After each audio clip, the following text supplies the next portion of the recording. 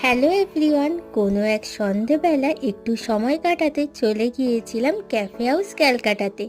Cafe house ক্যালকাটাটা বাইরে থেকে যতটা সুন্দর লাগছিল, ভেতরে অ্যাম্বিয়েন্সটা ছিল খুব সুন্দর। এখানে তোমরা ফেলুদা থেকে শুরু করে বিভিন্ন গল্পের বই পড়তে পড়তে আর গান শুনতে শুনতে সন্ধেবেলাটা খুব সুন্দরভাবে কাটিয়ে দিতে পারো। এরপরে গান শুনতে শুনতে খেয়ে নিলাম ব্লু লেগন। তারপরে আমাদের কাছে চলে আসলো পিৎজা মার্গেরিটা। এটা ছিল টমেটো দিয়ে করা আর ওপরটা অনেকটা পরিমাণে চিজ দেওয়া। তারপরে চলে আসি কুল্লার মোমোতে।